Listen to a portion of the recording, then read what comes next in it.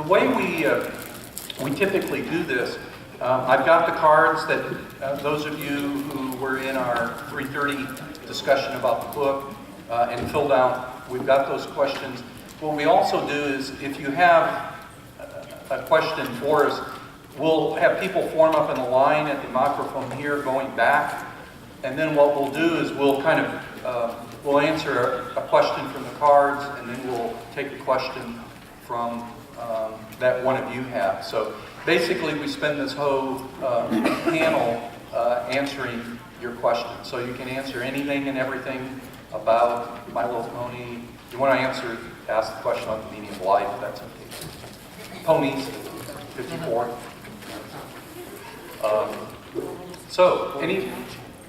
Some people have questions. So anybody who has questions, come on up to the microphone on the line. And I will start with one from the cards that were filled out. If my dad discovers I'm a brony, how do I introduce the fandom to him? Okay.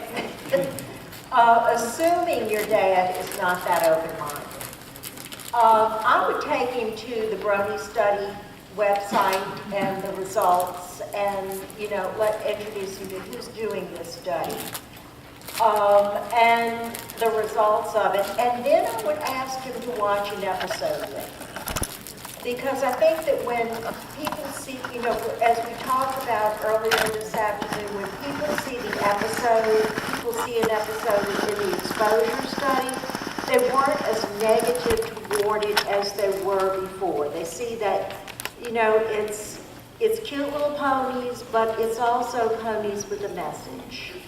So that would be my approach. And of course you have to take into account the person. Yeah. Prepare yourself. Maybe have other people around or something. Okay, let's go to our first question. And Mike. Hi, I was at your 3:30 session and I saw that you defined the fandom as 16 to 24, and I was just wondering how you arrived at 16 as the lower age bracket. Well, the fandom goes much lower than that. We actually get 10 and 12-year-olds. Yeah, we get 10 and 12-year-olds. I guess if you sort of look at a normal curve and say where's the largest chunk of the fandom, that's why I said 16 to 24. Generally, once you get in fact, sometimes I'll say 16 to 26, but once you start getting closer to 30, the numbers will drop off. We have 65, 70-year-old bronies, but there aren't very many of them. So that's why we said it that way. Okay, let's...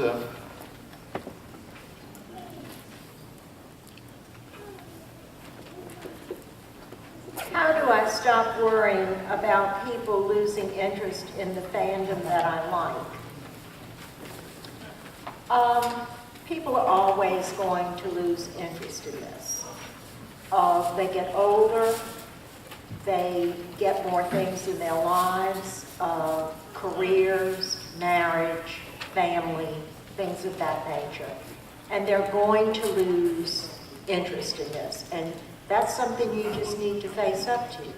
But the main thing about it is that if you like it, and it's something that gives you some pleasure and some fun and laughter and joy, and in this case, guidance, that's really what's the main thing that's important, is not the other people, it's you. Garnett? Oh, no. Okay. Next. All right, so I was wondering, in regards to your research, have you found any link between how long someone has been a fan and whether or not they have become more optimistic or pessimistic or nihilistic, either up or down, the longer they're a fan or not? I don't think we have, what we found is that the fandom has changed. If you look at people who've been, people who joined the first season versus the second versus the third versus, what we're finding is that the newer bronies tend to be more, and again, talking about our typology, they're more the social bronies, which tend to be more upbeat. They're often joining the fandom because they like the love and tolerance, they like the excitement, they like those. Some of the early season bronies are the ones that are a little more likely to leave the fandom. But then I think that tends to happen anytime, you know, you become part of a group and you like it, and then it changes. Sometimes it changes in ways that you're happy with. Sometimes, you know, it changes in ways in which you feel less comfortable, especially some of the early 4chan bronies. This is not the fandom that they were used to in the first couple of years. So I don't know that we would say that people have become, I think the bronies coming in now are responding more to what you've built, this positive fandom in place. Okay, the next one is, how did you each discover the fandom? This is easy for me because I'm going to ask Pat to first say how he discovered it, then Marcia, then I'll tell you, yes, where I fit in. Well, and some of you, if you've heard us talk before, you're sort of, you've heard the name Will. And Will is my now 21-year-old son, who's currently doing study abroad in Japan. But when Will was 16, he announced to me he was into something new. And I went, well, what are you into? And he said, I'm a brony. And I went, what? And then he described it, and I went, what? And then he said, go online and look. And I did, and I was just amazed at the artwork and the creativity. And that's when I then said to myself, to steal a line from Twilight Sparkle, we must science this immediately. And Will occasionally remind me, he'll say, Dad, now remember, I was the one who got you started in this. Usually he does that when he wants something. That's how I discovered the bronies, and that's what kind of launched this interest. And Pat and I were teaching at a small liberal arts college. We were both teaching part-time, so they put our offices way down at the end of the hall. And he came to me one day and said, have you ever heard of bronies? And I went, what? He said, bronies. And I think my response was, you've got to be kidding me. And so we talked about it, and Pat was interested in absorption and the factors of the film, of the films that were attracting this age group, because it is not, it is stereotypical on two dimensions, age and gender. And I had just left a psychology practice of over 30 years, and I was really more interested in personality and development. And so we took those two interests and put them together and did the first survey. And then they came into my class and did the exposure study. And I heard about what a brony was, and my reaction was, oh man, is this cool? This sounds like so much fun. I want to get involved. And so after they did all the hard work, I came in and, yes, became involved and was sort of part of supporting them to make presentations at professional conferences. We've presented at the American Psychological Association and other professional conferences. So I'm more of a scientific, research-oriented brony researcher. Let me mention Daniel Chadbourne. He's the fourth part of our group who's not here. Daniel contacted me after the first BronyCon in New York City, where I had presented and the information got out. And Daniel, who's a psychologist in Louisiana, was also a brony. And so we met up at the New Jersey BronyCon, and that's when he decided to join.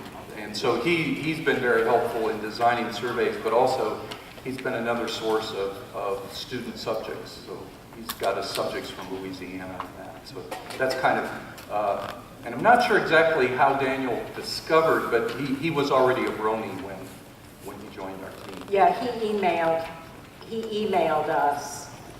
And after he had taken the first survey, and I picked up on it, that because I'm from Louisiana, that he was from Louisiana and he was teaching psychology, and I said, this looks good. So I emailed it on to Pat, and that was how he got involved.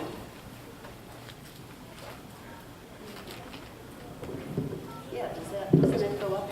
You would think. Close enough. That's better, good. All right, so this might be a little bit of a selfish question, but I'm a senior psychology student at Shepherd University in West Virginia. I'm working on my capstone project, which is going to be involved with handing surveys out to Bronies. Basically, what I wanted to know is if you had any advice for working with the community since you've been doing it for a while, or anything like that. Well, in general, and we kind of mentioned this a little earlier, and this is why we're so thankful to the fandom, is that, we found that the Bronies are very open to research. I think because they've seen, part of it, they've seen that in our research there can be some very positive outcomes. I mean, you can get information that helps reinforce what you're seeing. And it also gives you information that you can use. I've had people sort of say when the haters start saying hateful things, they'll say, wait a minute, these people have been studying us, here's what they say. How many Bronies do you know? It kind of shuts people up sometimes. So I think the fact that the Brony fandom can be very open, but also you need to approach them with respect. Tell them a little bit about why you're doing the research. Let them see. I think sometimes people feel like they take our surveys and then you don't necessarily always hear a lot about what came from it. Partly it's because there's so much, I'm still analyzing data from the third survey because there's just so much information and it takes quite a bit of time. So I guess I would say that. Be respectful and your problem will be getting non-Bronies. That's the biggest issue, trying to find people who aren't Bronies. Of course, we have the benefit of we can offer our students extra credit. And we have Daniel. And we have Daniel. It's also an interesting cycle of events because I was a psychology major first, and then I became a Brony, and now because of I'm just putting the two together. So it's not like I'm... There's a lot of psychology in it. Yeah. There's a tremendous amount of psychology. Well, good luck with the project. Yeah. Thank you. Email us if you have any questions. Okay. And email us a copy of the final product. Okay, sure. Here's an interesting question. And actually, it's interesting, somebody should ask this because we just sort of analyzed the data here recently. Do Bronies tend to fall into a particular political ideology, such as conservative, liberal, libertarian, etc.? Interestingly, what we found is that the answer, and we had sort of two ways. One way is we asked Bronies, if you were liberal, conservative, libertarian. But we also had the Bronies fill out an interesting survey called the Moral Foundation Survey. And it looks at what you base the idea of right and wrong on. In other words, when you sort of think something's right or something's wrong. And we got the Bronies to fill that out, and then we compared the Bronies to liberals and conservatives. And liberals and conservatives tend to look very different on the survey. And we also compared the Bronies to moderates. Interestingly enough, the Bronies didn't fit either group, any of the three. You kind of represent a group, which I think is positive, that makes use of all the moral foundations. In other words, you don't ask just, is it fair? You ask that, but you also ask, how's this going to impact on other people? You also ask, how's this fit with sort of tradition? So I guess the answer is, I thought the Bronies would be a lot of liberals. The same way when it comes to religion, I thought the Bronies would be a bunch of people without religion. In general, that's not true. That's not true. And that you really make it, there are conservative Bronies, liberal Bronies, but as a group, you sort of are very unique. Well, and you are more conservative than the liberals, but more liberal than the conservatives. So you move to the middle, but your pattern is not moderate. You are much broader in the use of all four moral foundations, so you are unique.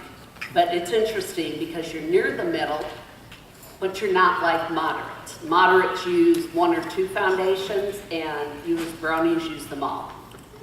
We're very impressed. Very unique. Yes, it is. So it's going to be an exciting chapter. We just presented it at a conference. Next. All right.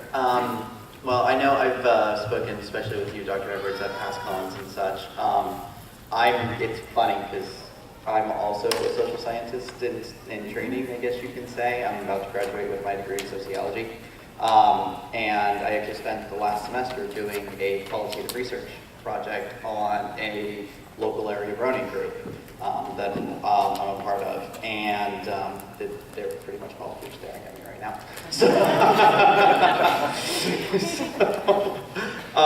But one thing that I got out of my research, and it's on a much smaller scale, but a thing that struck me is it's a theory I'm working on, and it's essentially that it seems like the ideas behind love and tolerate and kind of just the ideology of what seems to make a brony is something that's been brewing already, and it's almost like the show came along in the right place at the right time type of thing, and it's like it didn't have to be Pony that unified everybody, but it's like so many people I talk to are basically say, these are my people, they think like me and stuff, so it's kind of like that catalyst. So I was kind of wondering what your opinions are, if you get a sense that maybe that's the type of thing, it's like people were waiting for this. It's like maybe not because of the show, but the show brought people together.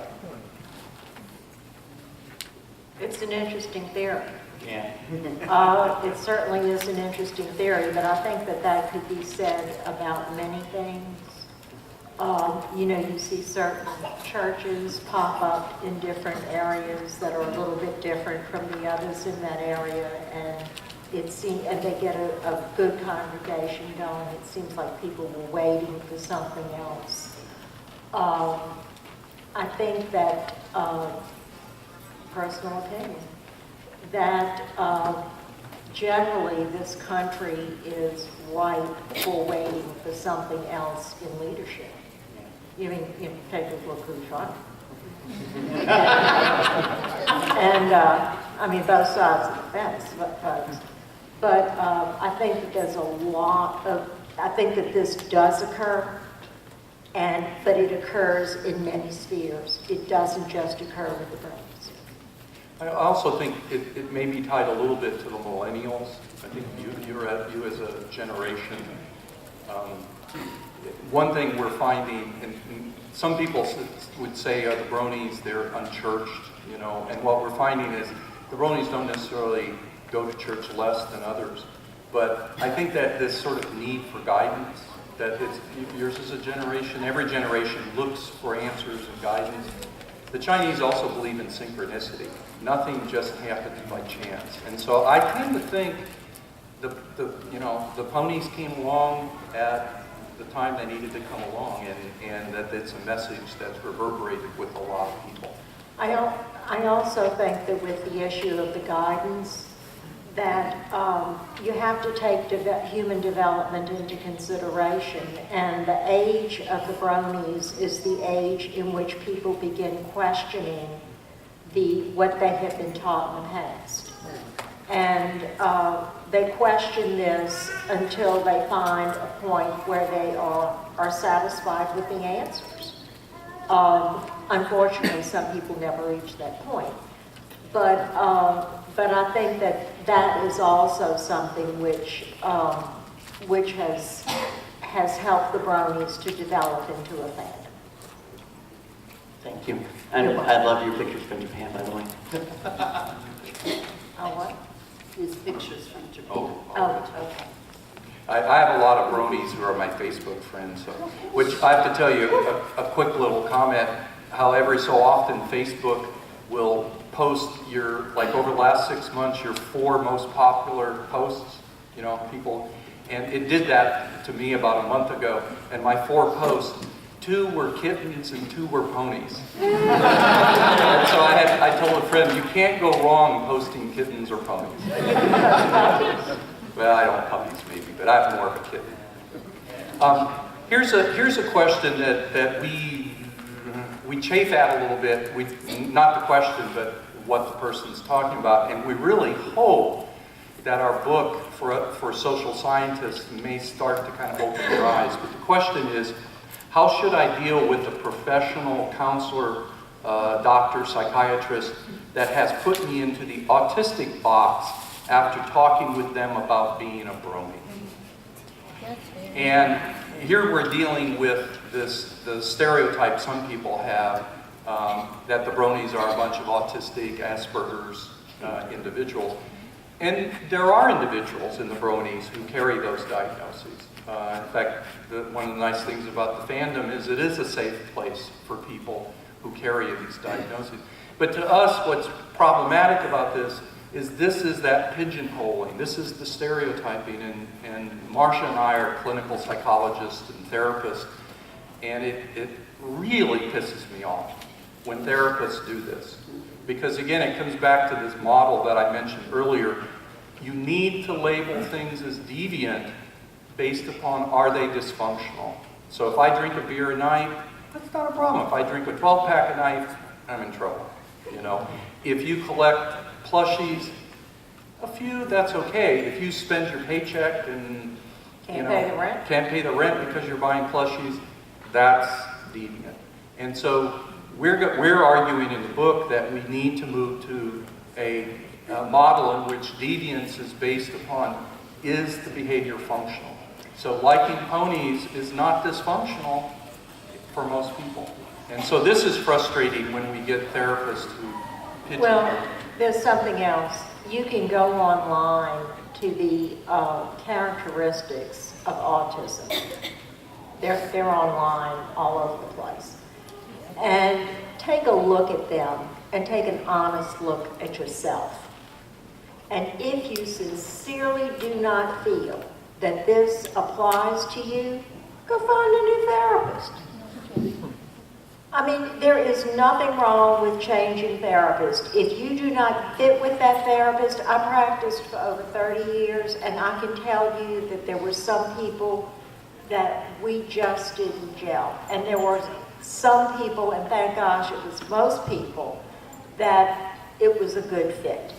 But if it's not a good fit for you, go find somebody else. Because if it's not a good fit for you, you're going to get nothing out of it.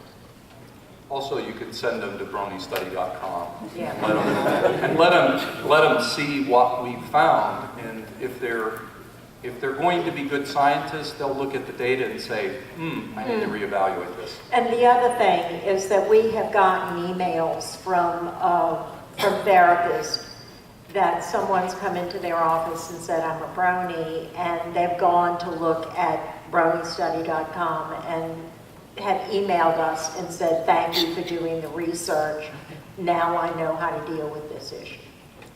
Well, and I would like just to add, trust yourself and your interest in bronies, in the ponies, and being a brony.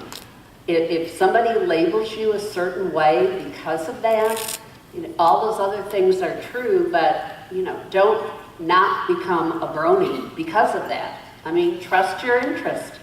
You know, and you know what it's giving you, and that's an important part of you. Okay, besides collecting all the accessories and whatnot, do you notice any major behavior differences between bronies and non-bronies? Now, say it again. Okay, besides all the plushie collecting and whatnot, Oh, okay. do you notice any differences in behavior between bronies and non-bronies? The reason that... Yes and no. Yeah, I would say, and the reason I'm kind of hesitant, what you've asked is really a major part of the book. I'm finishing the one chapter in which I look at 60 different variables, personality variables, issues of spirituality, issues. And what we do find is there are significant differences between bronies and non-bronies on, for example, personality. Bronies do tend to be more introverted than the non-bronies, but when you go in and look at the brony typology, what you find is there's big differences. The hipsters and social bronies are very extroverted. The secret and the hidden bronies are very introverted. So there are differences between the non-bronies. In general, most of the differences, though, kind of speak to your uniqueness. And for example, the bronies, compared to non-bronies, you all have lower gender role stereotypes. In other words, you don't tend to view males and females in as traditional a way as non-bronies. And I think that's part of what makes it possible for you to look at the cartoon and say, cool, because you're not dealing with that. Although within the brony types, again, we see differences. So within the bronies, there's a lot of variation, but there are differences. So there are some, but it's hard to kind of narrow down. I guess this is where I get to put the little plug in, read the book. Wait for the book. Hopefully this time next year, we'll be signing copies. I did answer the question somebody had about release date. We're hoping that our target is for next BronyCon to have that. Let's go to the next question. I thought somebody might ask this because I mentioned in our exposure study where we took non-bronies and made them watch, I mentioned the Flim Flam episode. And so the question is, why did we choose that episode? And I know and you could get it, it's like arguing best pony, there is no right answer. It's like arguing which episode. The reason, and I chose that episode because of a couple characteristics. It had the music played a major role. You had they're singing, about the cider and the machine. You also had some prominent male ponies. And if you remember a lot of the early episodes, and I wanted an episode that would have clear, so there were male ponies and female, and the music would play out. And then I also thought there was a real clear message, that went with it. So that's the reason we chose that episode. And I don't know if our results would have necessarily been different if we had chosen a different episode. We're going to do a new study in the fall, I might have mentioned, in which instead of having people watch a My Little Pony episode, we're going to present them with clips of actual bronies, kind of like you saw in the Brony Tale, to see whether, if we show them what bronies look like and let them hear what bronies, to see if that has more impact than actually making them watch an episode of the cartoon. So that'll be interesting to add that. It also just says, how do you approach new fandoms, and do you look at very old fandoms? So far, we haven't gotten into, we're looking at Disney princess fandom, which is kind of old, but Disney princess fans, there's a new kind of, because of all the new princesses, there's a real revival. And so in some ways, that's kind of new. And we haven't chosen to look at sort of old, like Star Trek. They've been around forever. In fact, the Trekkies are fighting over, the new Star Trek versus the old Star Trek. And so it's a lot easier. In fact, again, we were so lucky with you all that we started studying the bronies when it wasn't even a year old. So our early data really fits the early fandom. And so it's a little easier to, League of Legends is fairly new, and so studying that, we'll also be able to follow that a little bit. Hey, I was wondering about your thoughts on the tendency for people to incorporate a fandom as a large part of their identity, and whether you had any thoughts about how that originated. Repeat the question, please. I was curious about your thoughts on people's tendency to incorporate a fandom as a large part of their identity, and whether you had any ideas on where that phenomenon arose. To incorporate the fandom into their identity? Well, let me mention, when you kind of asked the question where that arose, I think that's in nature, and developmental research says, especially adolescents, early adults, the challenge we're faced with is figuring out who we are. I mean, we're all trying, And the challenge is, how do we put these different pieces together? We have our gender identity, am I male, am I female? A lot of times you throw in religious identity, you throw in political identity, you throw in Social identity. social, and so there's a lot of things we're juggling, and I think we're also looking for meaning. And sometimes we find meaning, I know some people it's all about sports, some people it's all about games, other people, and so I think people, it's their profession. yeah, the fact that people have found the bronies, to me, isn't a puzzle that they've looked for something. What's been surprising is that they found it in the bronies. So I would say I'm not surprised that some people build their identity around the fandom. And that's, again, a normal part of, it's interesting, that kind of related to this. We've asked the bronies about favorite pony. You know, who's your favorite pony? But the more important question psychologically is why? And about 75% of the bronies say, I chose my favorite pony because they're like me, which probably is why Fluttershy and Twilight Sparkle end up often being at the high on the list. But about 25% of the bronies choose the favorite pony because of who they'd like to be.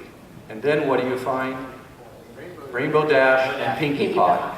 Who wouldn't want to be the party pony, or who wouldn't want to have that much self-confidence, you know, in that. So that's also where some of the identity comes in, is sometimes we're choosing things that remind us of ourselves, sometimes we're choosing things that are what we'd like to be. And that's all normal part of adolescent and young adult development. Thanks. Okay. Do you think realistically that watching My Little Pony could become a treatment option? My husband's sitting over there waiting for this one. Yes, I do, and particularly for small children. I think it has a lot of lessons to teach on fairness, on resolving conflict, on anger, on the value of friendship. Yes, I do think it could become a treatment option. I would say that this would be something, if I were running a school, that I would definitely show to kindergarten through third grade. You know, that would be part of their, you know, rest time and things like that. Do I think it would be the only option or treatment by itself? No.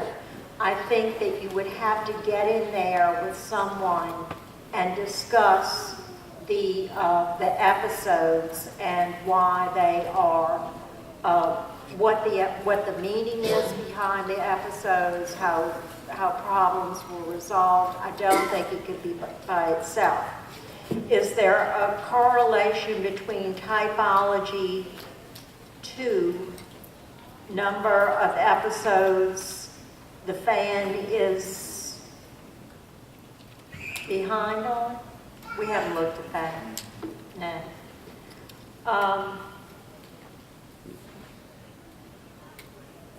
One thing I can think of is there is a relationship between our typology. The social bronies, in fact, in many fandoms, they'll talk about what you call your avid fans. Those are the social bronies. Probably a lot of you here are social bronies. They go to the events, they build their schedule around the new episodes. I see it on Facebook, you know, there's so much excitement when it's reported. There's a new episode Saturday, you know, it's built. So you will see that, whereas there are some of the other types that don't seem to, like some of the hipsters, I'll get around to it, you know. So that there's some difference that way. Do bronies on average have more or less social awareness than other groups? I would say it's probably about the same. And it differs according to the typology. Yeah. I would say it's about the same. You know, I see the object of interest of this fandom to be very different. I really don't see this fandom to be very different. You know, that the group is all that very different from a lot of other fandoms or a lot of other groups.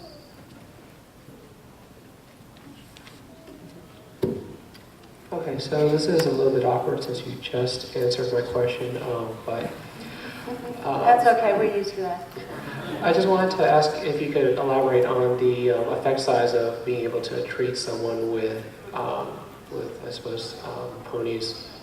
I know that you probably don't have enough data to actually do a real comparison, but in comparison to things like CBT, SSRIs, SNRIs, bupropion, have you actually looked into what kind of effect size you would be looking at for treatment with ponies?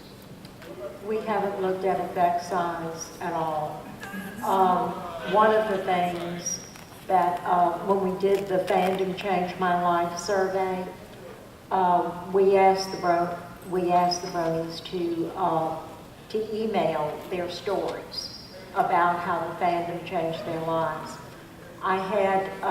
There were a lot of Bronies with Asperger's and other anxiety disorders also.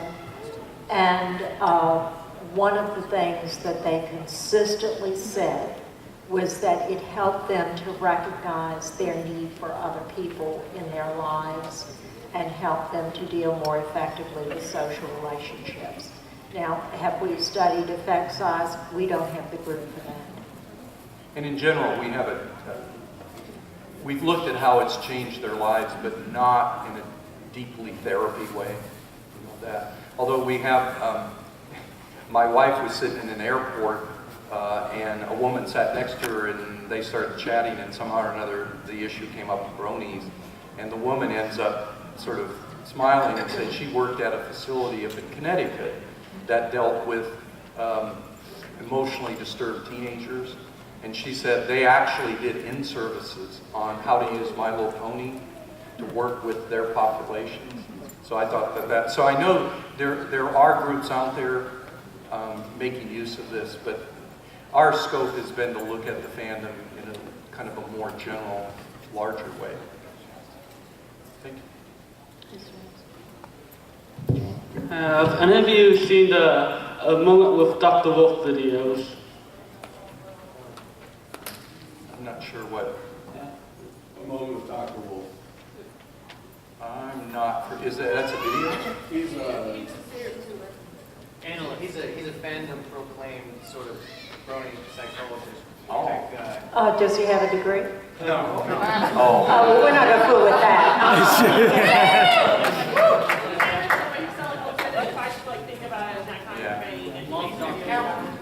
Yeah. Well, you know, I guess I don't want us to seem like we're because in other words, this is a fandom that's open and that, and I think we have to be welcoming to people bringing their interest in, and you know, I think people, and I've seen Bronies kind of get into doing analysis of the fandom, and a lot of times I find that insightful and interesting. But I'm also always a little cautious. You know, everybody has an opinion. In fact, this is part of what we ran into. Everybody had an opinion about the Bronies, but nobody had the data. Nobody had the thousands of Bronies and non-Bronies. So that's part of what we went in to sort of do. So I would always sort of say, and Marcia sort of said, well, what's his degree? You always need to ask that, because sometimes people will act like they're sure and they know everything. Well, they got a strong opinion, but is it scientific? And what is it based on? and do they have a broad base of knowledge to back it up? Yeah. I will mention one thing, and this often comes up when, and having been in psychology for over 30 years and taught for 30 years, you will run into people who take a more psychodynamic view, and so I'll get into people who will be using Freud to analyze this or that, and I know Marcia's raising her hand, but by and large, Freudian theory does not fit a research focus. There is not the data to back it up. No. So there are other psychological theories that we tend to use. Cognitive, behavioral, social theory. Although I will tell you that when I went to, I moved from Louisiana to South Carolina and went to get my license in South Carolina, and had to go through an interview, and the person that was interviewing me said, well, what is your main theory basis in theoretical background? And I said, well, I'm an unapologetic Freudian. And she threw her hands up and she said, oh, my kids wrote the book. Yeah, panels over and with them. But, you know, that is one of the weaknesses of Freud's theories, is that they're totally untestable. I'll give you guys.